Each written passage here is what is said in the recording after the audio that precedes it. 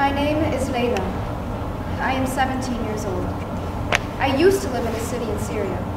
The constant shelling and shooting of innocent civilians drove my family and me to a refugee camp in Jordan. I hate it here. It is too hot in the morning and too cold at night. When we sleep, mice scurry over our faces and insects run up our legs.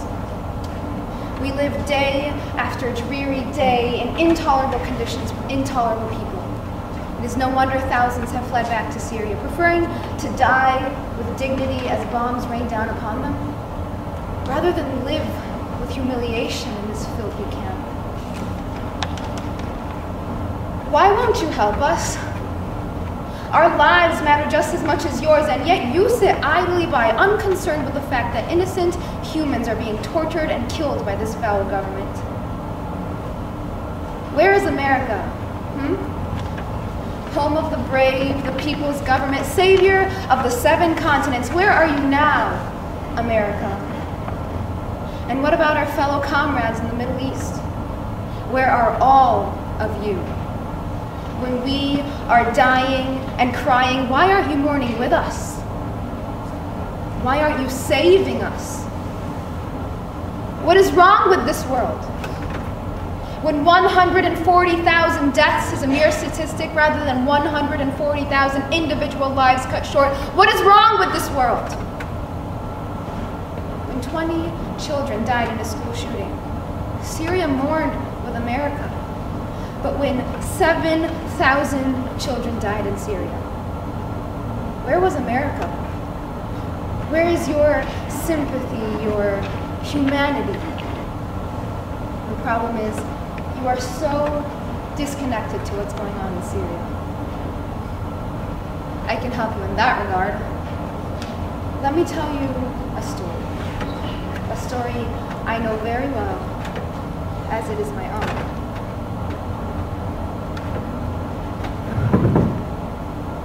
The year is 2011, and Syrian people march the streets, waving flags, shouting slogans, holding up peace signs. Raised by the hands of men and women alike are caskets of martyrs, shot dead by the regime. The bodies are covered in white cloth, and green leaves and flowers lay on the covered chests of the dead. All around me, people cry for justice and freedom and revenge. A casket not more than 4 feet contains the corpse of a child. A child who did not ask to be caught in the tragedies of war, but was just in the way. It is January of 2012, and the world is shaken. For hours, we sit in the corner of Mama and Baba's room, quivering. The lights are turned out, but I can still see the silhouette of my family members. Mama's arm is wrapped around me. I am curled up in her lap, my head lays on her chest. My brother, Karim, sits on the hardwood floor, his face cradled in his hands. Baba stares straight ahead. My youngest sister, Mura, clings on my mother's sleeve, burrowing her face in Mama's armpit. I cannot see the expression on their faces, but I know it mirrors that of my own. I know that upon their faces there is an expression of silent terror, the almost certain fear that this will be the end. We are all praying. We survived the night, and many jarring nights after that. We grow restless, waiting for help that never came.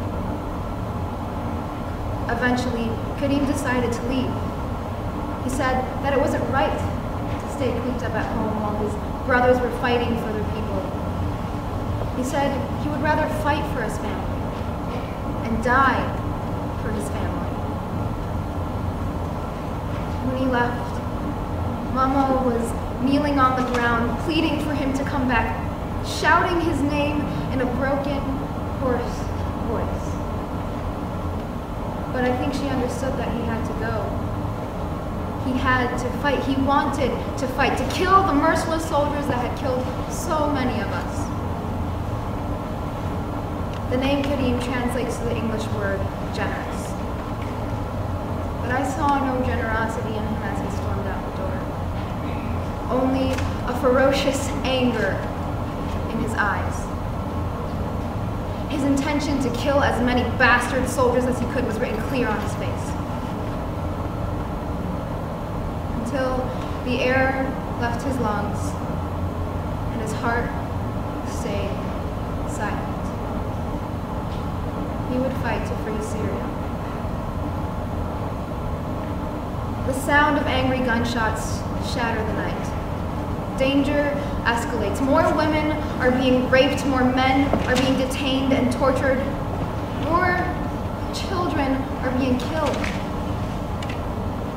No mercy is shown to us from the soldiers of the Syrian Arab Army. So we leave. We maneuver through broken streets and onto the desert, intending to seek refuge in Jordan. On my way down the southern border of Syria, I have seen things nobody should have to see. The result of constant bombing is laid before us. A pair of legs, clad in pink pants, stick out from beneath the rubble of a collapsed building. A few feet to the right, a woman reaches towards the child. A woman kneels on the ground near the pale body of her son. Her gray dress is stained with a shock of blood still seeping from his bullet-ridden chest. Her racking sobs are slurred with unintelligible words. So much death. It is December 20th, 2012, and we continue our trek to safety. We stumble upon the aftermath of a recent battle between the FSA and the Syrian army. The men of the Free Syrian Army are calling out to each other, asking for help lifting a certain soldier. They struggle to pick up the young man. The boy's limp arm drags along a dirty street as they move him to a flat surface. Tied around his arm is a braided bracelet woven with red, white, and green threads. The same one I had knotted around the tanned arm of my brother before he left. Unable to speak, I tug on my mother's sleeve and point to the small crowd. Mama's eyes widen as she recognizes the boy. She runs towards the crowd, jolting awake little Noura, who is sound asleep in her arms. None of the FSA make room for her. My brother is still alive, but just barely. Mama's frostbitten hand lays on Karim's chest, unable to staunch the flow of blood. His mouth moves as he struggles to form words. He gasps a final phrase, La ilaha illallah. There is no God but Allah. Spoken before your last breath, these words grant you entrance to heaven. Mama sobs over the stiffening body of her son, emitting the cries of a mother who lost her baby. Through my blurred vision, I see the pacing figures of men ranging ages 14 to 50. Through my own grief, I feel a shock of surprise as I see these rough, battle-worn grown men weeping for their fallen brother in arms. I have been in this camp for a year now with thousands of other refugees. There are so many of us and so little food. We have grown weak and tired. I had held on to life so desperately, but now my grasp is weakening. I cannot hold on any longer. And it just isn't fair. I was supposed to grow old. I was supposed to get married and have kids and read to them every night, and when they'd get scared, I'd say, no, honey, there is no monster in the closet. You're safe. You're safe. I was supposed to watch my kids grow up and have children of their own. I was supposed to cry on my 50th birthday because my knees hurt and my back aches, and I would say, oh, what I would do to be young and carefree again. I was supposed to live. But now, every night as I close my eyes and let exhaustion consume me, I fear death. Not by the sharp pain of shrapnel nor the suffocation of a building collapsing above me, no. I fear the absolute certainty that tonight death will collect my soul from this shell of a body, stripping from me the life to which I had so tightly clung. I have survived bombs. I have escaped soldiers of the regime. I have evaded a violent death only to be killed by the slow weakness of starvation. An end that could have been preventable with your help.